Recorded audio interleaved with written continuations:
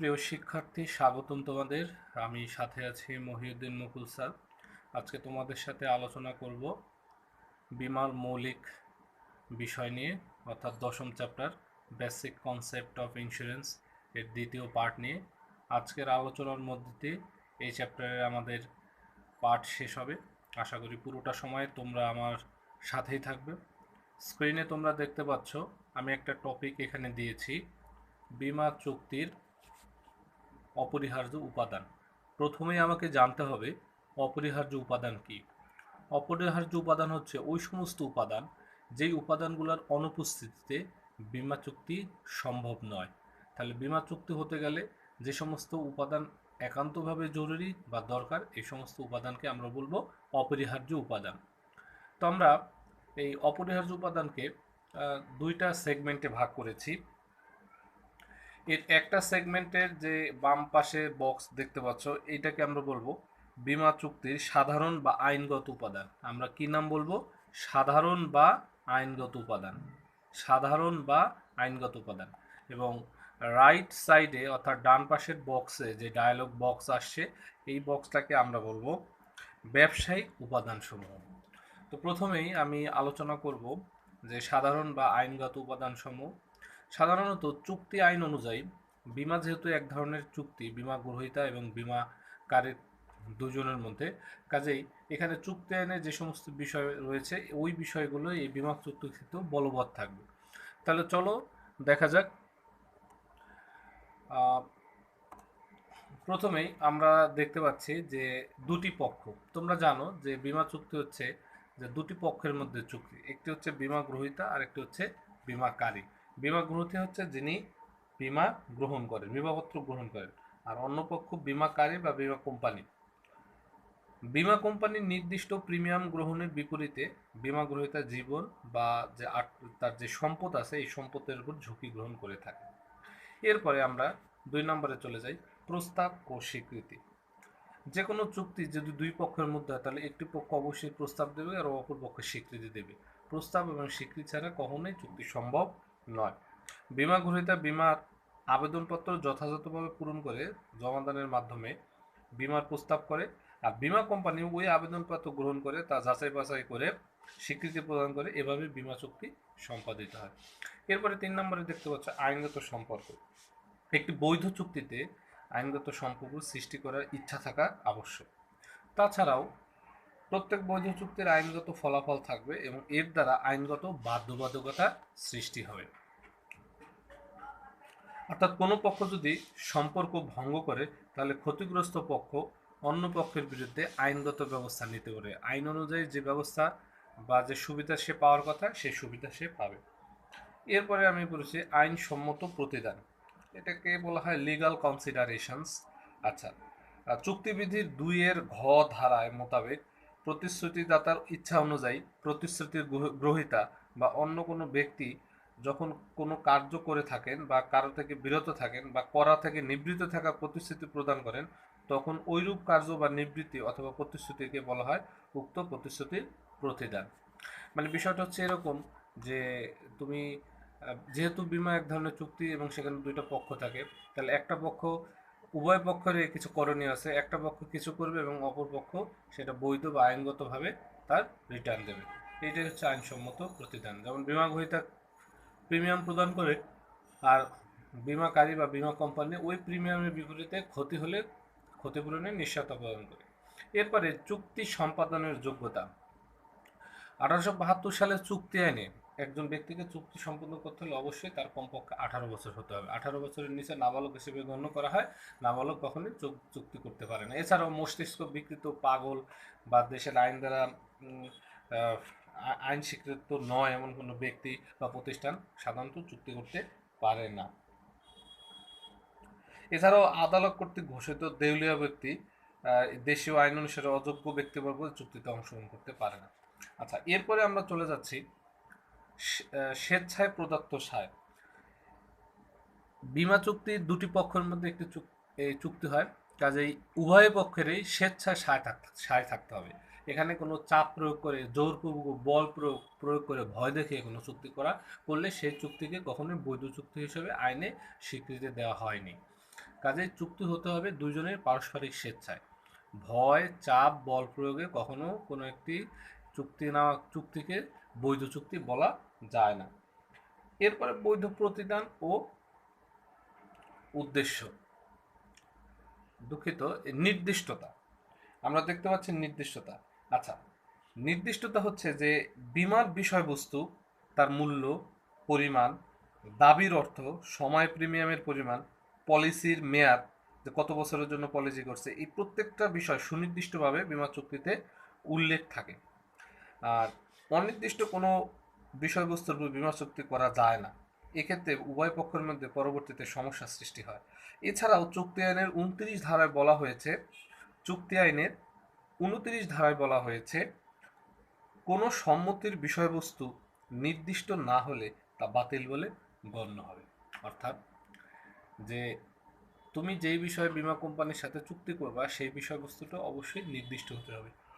অনির্দিষ্ট কোনো বিষয়বস্তুর উপরে চুক্তি হয় না। এরপরে হচ্ছে আমরা লিখিত চুক্তি। চুক্তি সাধারণত লিখিত, মৌখিক বা লিখিত নিবন্ধিত যে কোনো ধরনের হতে পারে, অর্থাৎ 3 প্রকার: লিখিত, মৌখিক বা লিখিত নিবন্ধিত। তবে লিখিত চুক্তির আদালতে গ্রহণযোগ্যতা বেশি এবং এটি প্রামাণ্য দলিল হিসেবে উপস্থাপন করা যায়। তাই বীমা ব্যবসায়ের ক্ষেত্রে এরূপ চুক্তি অবশ্যই লিখিত হতে হয়। আমরা জানি চুক্তি 3 প্রকার, কিন্তু বীমা ব্যবসার যে চুক্তিটা আছে এটা অবশ্যই লিখিত হওয়া বাঞ্ছনীয়। প্রিয় শিক্ষার্থী, তাহলে তোমরা বুঝতে পারছো যে 1872 সালে যে চুক্তি আইন আছে সেই চুক্তি আইন, সেটা যে ব্যবসা, যে প্রতিষ্ঠান, যে ক্ষেত্রে চুক্তি হোক না কেন, সেই চুক্তির যে আইনগত উপাদান আছে এই কয়টি আইনগত উপাদান অবশ্যই থাকতে হবে। ঠিক বিমাও যেহেতু একটি চুক্তি উভয় দুইটি পক্ষের মধ্যে, কাজেই এই চুক্তির মধ্যে যে কন্ট্রাক্ট অ্যাক্টের যে এলিমেন্টস অফ কন্ট্রাক্ট এগুলো অবশ্যই উপস্থিত থাকতে হবে। আচ্ছা, এরপর আমরা চলে যাব ডান পাশের যে বক্স বা ব্যবসায়িক উপাদান সমূহ। প্রথমেই আমি একটু বলে নিই, তোমাদের প্রথম চ্যাপ্টারে আমি বীমা ব্যবসার কিছু মূলনীতি পড়িয়েছিলাম। সেই মূলনীতিটাই হচ্ছে এখানে বীমা চুক্তির অপরিহার্য উপাদানের ব্যবসায়িক উপাদান সমূহ। তোমরা যারা আমার ওই ক্লাসটি ভালো করে খেয়াল করেছো, এরপরও বুঝোনি বা অনেকেই বুঝেছো, আমি আবারও এই টপিকগুলো রিপিট করব, একটু এখানে পার্থক্য আছে।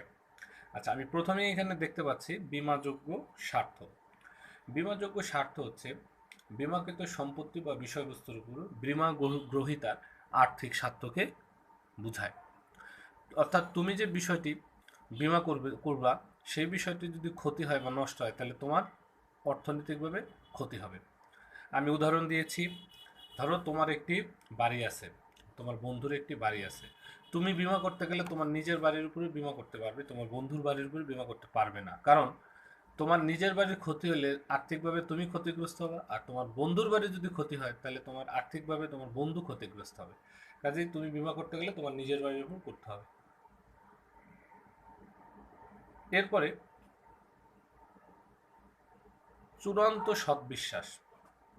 চূড়ান্ত সৎবিশ্বাস হচ্ছে পারস্পরিক বিশ্বাসযোগ্যতা। অর্থাৎ যে বীমা গ্রহীতা বীমাকারী আছে, এই চুক্তির জন্য বা বীমা চুক্তি আইনের জন্য যা কিছু আছে উভয়ের কাছে যথাযথ এবং সঠিক তথ্য, যেগুলো চুক্তির জন্য অপরিহার্য, সেই তথ্যগুলো পরস্পরকে সরবরাহ করবে। যদি কখনো বোঝা যায় বা জানা যায় যে কোনো এক পক্ষ এই বীমা করার যে চুক্তির প্রয়োজনীয় কিছু তথ্য, বীমার যে প্রয়োজনীয় তথ্য সেটা লুকিয়ে গেছেন এবং পরবর্তীতে সেটা জানা যায়, তাহলে ওই চুক্তিটি বাতিল বলে গণ্য হবে। এরপরে হচ্ছে প্রিমিয়াম। আচ্ছা, প্রিমিয়াম হচ্ছে কিস্তির টাকা। অর্থাৎ যে বীমা গ্রহীতা মাসিক বা বাৎসরিক বা সাপ্তাহিক বা যেভাবে হোক, যে তার ঝুঁকি গ্রহণ করবে বীমাকারী প্রতিষ্ঠান, সেই ঝুঁকি গ্রহণের বিনিময় হিসেবে সে নির্দিষ্ট হারে প্রিমিয়াম প্রদান করবে। আর এই প্রিমিয়ামে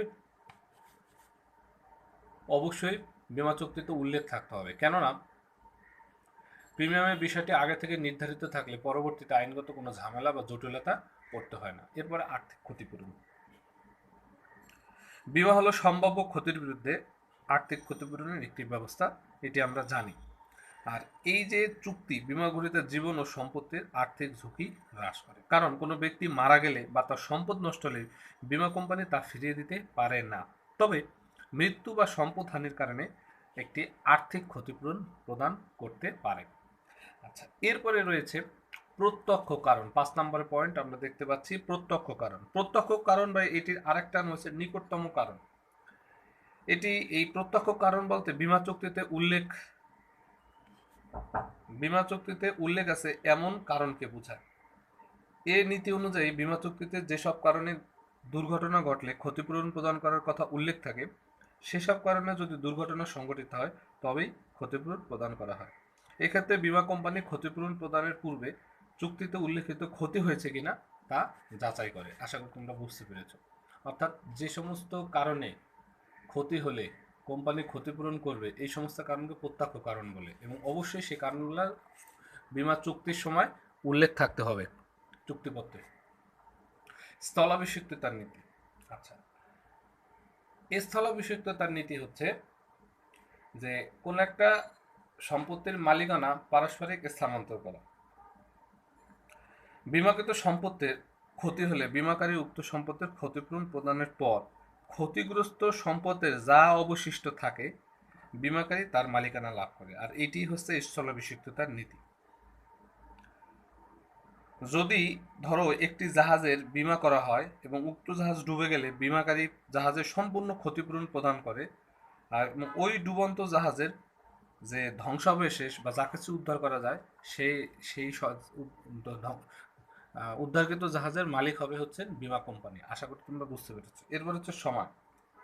বীমা চুক্তিতে সময়ের উল্লেখ একটি মূল্যবান শর্ত। বীমা চুক্তি কখন থেকে শুরু হবে এবং চুক্তির মেয়াদ কি হবে তা চুক্তিতে উল্লেখ থাকবে। নৌ বীমা এবং মুক্তি বীমার ক্ষেত্রে বীমাকৃত বস্তু সাধারণত নির্দিষ্ট সময়ের জন্য বীমা করা হয়। বীমা প্রস্তাব গ্রহণ করার সময় থেকে বীমার ঝুঁকি আরম্ভ হয় এবং এই চুক্তিতে উল্লেখিত সময় শেষে চুক্তির পরিসমাপ্তি ঘটে। এরপরে আছে অনিশ্চিত ঘটনা। আচ্ছা, অনিশ্চিত কোনো ঘটনা ঝুঁকির বিপক্ষে মূলত এই বীমা চুক্তি সম্পাদিত হয়ে থাকে। নির্দিষ্ট কোনো ঘটনা সংঘটিত হওয়ার পরিপ্রেক্ষিতে বীমাকৃত বস্তু বা ব্যক্তির ক্ষতি হলে বীমাকারী উক্ত ক্ষতিপূরণ প্রদান করে থাকে। এরপরে আমরা দেখতে পাচ্ছি যে শর্তাবলী। বীমা চুক্তিতে কিছু শর্ত থাকে যা পালন করা বীমা গ্রহীতার জন্য একান্ত অপরিহার্য। এই শর্তগুলির মধ্যে কিছু মুখ্য ও কিছু গৌণ শর্ত বিদ্যমান। এগুলো তোমরা পরবর্তীতে জানবে, নৌ বীমার ক্ষেত্রে, অগ্নি বীমার ক্ষেত্রে আলোচনা করবো আমি। আর এ শর্ত অমান্য করা হলে বীমাকারী ক্ষতিপূরণ দিতে বাধ্য নাও হতে পারে। কাজেই চুক্তিতে উল্লেখিত যে সমস্ত শর্ত আছে এই শর্তগুলো উভয় পক্ষকে মানতে হবে। প্রিয় শিক্ষার্থী, তাহলে আমরা এই যে টোটাল টপিক্সটা দেখলাম বীমা চুক্তির অপরিহার্য উপাদান। এই অপরিহার্য উপাদানের মধ্যে তোমরা খুব ভালো করে পড়বা, কারণ এই যে সাধারণ উপাদানগুলো আমি বীমা চুক্তির যে মূলনীতি বা বীমার যে মূলনীতি সেখানেও আলোচনা করেছি, আর ওই মূলনীতি আর অপরিহার্য উপাদান প্রায় একই। তাহলে আশা করি তোমরা বিষয়গুলি বুঝতে পেরেছো। আমি এবার পরবর্তী স্লাইডে চলে যাব। আমি এই বিগত 2 লেকচারে যে আলোচনা করেছি সেই আলোচনা থেকে মূলত এই কোশ্চেনগুলো আমরা শিখতে পারি। যে বীমা হলো ঝুঁকি বন্টনের ব্যবস্থা, ব্যাখ্যা করো। বীমাযোগ্য স্বার্থ বলতে কি বোঝায়? বীমা চুক্তি পরম বিশ্বাসের চুক্তি, ব্যাখ্যা করো। স্থলাভিষিক্ততার নীতি কি? এই কোশ্চেনগুলো তোমরা বাসায় বসে আমার ভিডিও টিউটোরিয়ালটি শুনবে এবং খাতায় নোট করবে, এবং নোট করার পরে এই কোশ্চেনগুলো তোমরা লিখে ফেলবে। অর্থাৎ জ্ঞান এবং অনুধাবনমূলক কোশ্চেন হিসেবে এগুলো আসতে পারে। আচ্ছা, আমরা এবার চলে যাব বীমা শ্রেণী বিভাগ পরবর্তী স্লাইডে। বীমাকে সাধারণত আমরা 3টা ক্যাটাগরিতে ভাগ করতে পারি। একটা হচ্ছে জীবন বীমা, একটা সাধারণ বীমা, আর একটা হচ্ছে বিবিধ বীমা। তো জীবন বীমার শ্রেণী বিভাগ নিয়ে এখন আমি আলোচনা করব। তো জীবন বীমার এখানে আমরা দেখতে পাচ্ছি আজীবন বীমা রয়েছে, মেয়াদি বীমা রয়েছে, যৌথ জীবন বীমা রয়েছে, বার্ষিক বৃত্তি বীমা, এছাড়াও স্বাস্থ্য বীমা রয়েছে। তো প্রথমে আমি আজীবন বীমা নিয়ে কথা বলবো। আজীবন বীমা হচ্ছে এমন এক ধরনের বীমা যেখানে বীমা গ্রহীতা বা বীমাকারী তার যতদিন বেঁচে থাকে তার জীবদ্দশায় সে সাধারণত প্রিমিয়াম বা কিস্তি দিয়ে যায়, এবং তার মৃত্যুর পর তার মনোনীত ব্যক্তি উক্ত কিস্তির টাকা বা বীমার টাকা পেয়ে থাকেন। আচ্ছা, এরপরে আমরা দেখতে পাচ্ছি 2 নম্বরে মেয়াদি বীমা। আচ্ছা, মেয়াদি বীমার নির্দিষ্ট বয়সকাল বা নির্ধারিত সময়ের জন্য করা হয়ে থাকে। যে বীমার কিস্তি দীর্ঘমেয়াদ ধরে পরিশোধের সুবিধা সহ বহুবিধ সুবিধা পাওয়া যায় তাকে মেয়াদি বীমা বলে। সাধারণত এই যে মেয়াদি বীমার ক্ষেত্রে মেয়াদ উত্তরণের পূর্বে যদি বীমা গ্রহীতার মৃত্যু হয়, তবে তার মনোনীত ব্যক্তিকে, অর্থাৎ নমিনি যাকে করে যায়, সেই নমিনিকে উক্ত মেয়াদের মধ্যে বীমাকৃত ব্যক্তি মারা না গেলে মেয়াদ শেষে তার বীমাকৃত অর্থ প্রদান করা হয়। আচ্ছা, এরপরে আমরা দেখব যৌথ বীমা। এই যৌথ বীমা এমন এক ধরনের বীমা যে বীমাপত্রে একাধিক ব্যক্তি যৌথভাবে একটি বীমাপত্র গ্রহণ করতে পারে। অর্থাৎ 10 জন ব্যক্তি যদি মিলে একটা বীমাপত্র গ্রহণ করে তখন আমরা একে বলবো যৌথ বীমা। আচ্ছা, এই যৌথ বীমার ক্ষেত্রে যদি একজন ব্যক্তির মৃত্যু হয় বা মেয়াদান্তে বীমা দাবি পরিশোধ করা হয়, অর্থাৎ একজন মারা গেলেই বীমার টাকা সব পরিশোধ করে দেবে, অথবা মেয়াদ শেষ হলে যদি সবাই বেঁচে থাকে তাহলে বীমার টাকা পরিশোধ করে দেওয়া হবে। এরপরে আছে বার্ষিক বৃত্তি বীমা। আচ্ছা, এটা তোমরা ফিনান্স ফার্স্ট পেপারে এনুইটির যে ম্যাথস করেছো, এই এনুইটির বাংলা হচ্ছে বার্ষিক বৃত্তি। সেই বার্ষিক বৃত্তি আবার বীমাও রয়েছে। আচ্ছা, এইটাই হচ্ছে যে বার্ষিক বৃত্তির ক্ষেত্রে বীমা গ্রহীতার আমৃত্যু হারে, অর্থাৎ যতদিন না মারা যাবে অর্থ পেতে থাকবে। বার্ষিক বৃত্তি বলতে প্রকৃতপক্ষে আসলে বীমাকারী এবং বীমা গ্রহীতার মধ্যে এমন একটি চুক্তি যার মাধ্যমে আর্থিক নিরাপত্তার জন্য মৃত্যু বা বৃদ্ধ বয়সে বার্ষিক হারে, অর্থাৎ প্রত্যেক বছরে, এটা মাসেও হতে পারে, মাসে মাসে নির্দিষ্ট হারে টাকা পেয়ে থাকে। এরপরে আমরা দেখব স্বাস্থ্য বীমা। এই বিষয়টি আমাদের দেশে প্রচলন এখন আসছে আস্তে আস্তে, কিন্তু বহির্বিশ্বে এটা বাধ্যতামূলক করা হয়েছে। বীমা গ্রহীতা কোনো রোগের কারণে অসুস্থ হলে স্বাস্থ্য উদ্ধারের জন্য হাসপাতাল ও চিকিৎসকের খরচ বহন করার প্রতিশ্রুতিযুক্ত বীমাকে স্বাস্থ্য বীমা বলে। এটি ইউরোপ আমেরিকায় খুব বেশি প্রচলিত হয়েছে, আমাদের দেশে এটি এখন প্রচলিত হচ্ছে। এক্ষেত্রেও বীমা গ্রহীতাকে চুক্তি মোতাবেক নির্দিষ্ট পরিমাণ প্রিমিয়াম প্রদান করতে হয়। তাহলে এই যে জীবন বীমার আজীবন বীমা, মেয়াদি বীমা, যৌথ বীমা, বার্ষিক ভিত্তি বীমা, স্বাস্থ্য বীমা, এই বিষয়গুলো আমরা দেখলাম। আমি এগুলো ব্যাখ্যা দিইনি, তোমরা আমার ভিডিও টিউটোরিয়ালটি শুনে খাতায় নোট করবে। আমরা এবার চলে যাব সাধারণ বীমা শ্রেণী বিভাগের মধ্যে। প্রিয় শিক্ষার্থী, তোমরা দেখতে পাচ্ছ সাধারণ বীমা, নৌ বীমা, অগ্নি বীমা, শস্য বীমা, গবাদি পশু বীমা, দুর্ঘটনা বীমা, মোটরযান বীমা, সৌর্য বীমা। তো এইগুলো রয়েছে। নৌ বীমা আছে নৌপথে পণ্যদ্রব্য বা মালামাল আনানোর ক্ষেত্রে যে বীমা করা হয় এবং নির্দিষ্ট হারে প্রিমিয়াম প্রদান করা হয়, এবং যদি ক্ষতিগ্রস্ত হয় তাহলে কোম্পানি ক্ষতিপূরণ প্রদান করে। এই সমস্ত কার্যাবলীর জন্য মূলত নৌ বীমা করা হয়। অগ্নি বীমা ও অগ্নিজনিত দুর্ঘটনার কারণে যদি কোনো সম্পত্তি বা কোনো নষ্ট হয় তাহলে ওই সম্পত্তি ক্ষতিপূরণ পাওয়ার জন্য নির্দিষ্ট হারে প্রিমিয়াম প্রদান করে বীমা কোম্পানির কাছ থেকে ক্ষতিপূরণ পাওয়ার যে চুক্তি বা করা হয় বীমা কোম্পানির সাথে, এটাকে বলবো আমরা অগ্নি বীমা। আচ্ছা, এরপর রয়েছে শস্য বীমা। তোমরা বুঝো ক্রপস ইন্স্যুরেন্স। অতিবৃষ্টি, অনাবৃষ্টি, ঝড়, জলোচ্ছ্বাস, পোকামাকড় ইত্যাদি আক্রমণের ফলে ফসল নষ্ট হওয়ার ঝুঁকি এড়ানোর জন্য নির্ধারিত প্রিমিয়ামের বিনিময়ে যে বীমা চুক্তি করা হয় তাকে শস্য বীমা বলে। এই তোমরা জেনেছো ইতিপূর্বে যে আমপান ঘূর্ণিঝড় আসলে আমপানের কারণে আমাদের দক্ষিণাঞ্চলের অনেক ফসলাদি নষ্ট হয়ে গেছে। যদি আমাদের এখানে শস্য বীমাটা প্রচলিত থাকতো তাহলে হয়তোবা কৃষকেরা কিছু অর্থ সাহায্য পেতে পারতো। যেহেতু শস্য বীমা আমাদের বাংলাদেশে একেবারে নেই বললেই চলে, একেবারেই নেই বললেই চলে, কাজেই এই আর্থিকভাবে কৃষকেরা ক্ষতিগ্রস্ত হয়ে যাবে। এরপর হচ্ছে গবাদি পশু বীমা, ঠিক শস্য বীমার জন্য। শস্য বীমা যেমনি শস্যের জন্য, ফসলের জন্য, আর গবাদি পশু বীমা আছে গৃহপালিত পশু পাখির জন্য। এরপর হচ্ছে দুর্ঘটনা বীমা। অপ্রত্যাশিত ঘটনাকে আমরা দুর্ঘটনা বলে থাকি। দুর্ঘটনা কখন ঘটবে, কিভাবে ঘটবে এটা কি কিন্তু বলতে পারে না। অবশ্যই কোনো দুর্ঘটনা, ক্ষতি বা সম্ভাব্য দুর্ঘটনাজনিত আর্থিক ক্ষতির বিরুদ্ধে যে বীমা বা প্রতিরক্ষা ব্যবস্থা করা হয় তাকে দুর্ঘটনা বীমা বলে। মোটরযান বীমা, এটা আমাদের দেশে মোটরযান আইনে বাধ্যতামূলক করা হয়েছে। এই মোটরযান বীমা এটি অত্যন্ত জনপ্রিয় বীমা ব্যবস্থা। মোটরযান দুর্ঘটনা কবলিত হলে জীবন ও সম্পত্তি বিনষ্ট হওয়ার আকাঙ্ক্ষা থাকে।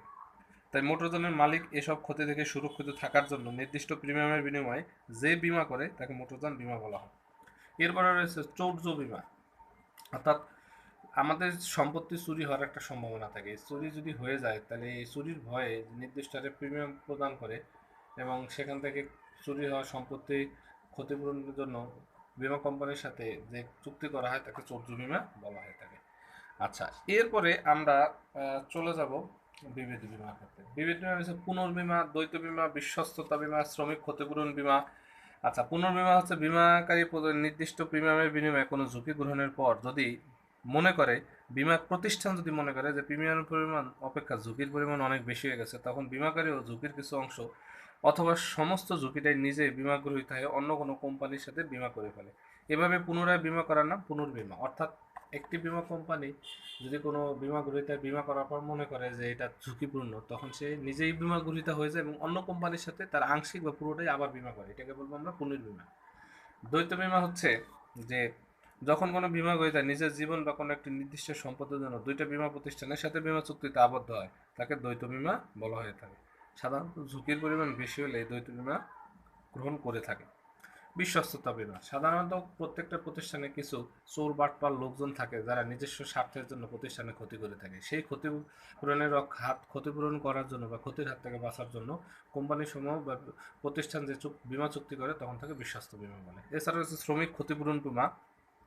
প্রতিষ্ঠানে নিয়োজিত শ্রমিক কর্মচারীদের বিভিন্ন প্রকার স্বার্থ সংশ্লিষ্ট বিষয়ের জন্য এবং কর্মস্থলে থাকা কোনো ধরনের দুর্ঘটনা ঘটলে তা ক্ষতিপূরণ প্রদানের জন্য প্রতিষ্ঠানের মালিক শ্রমিকদের জন্য যে বিমাপত্র ক্রয় করেন তাকে শ্রমিক ক্ষতিপূরণ বীমা বলা হয়। অর্থাৎ প্রতিষ্ঠানের মালিক কিন্তু ক্রয় করে শ্রমিকদের জন্য।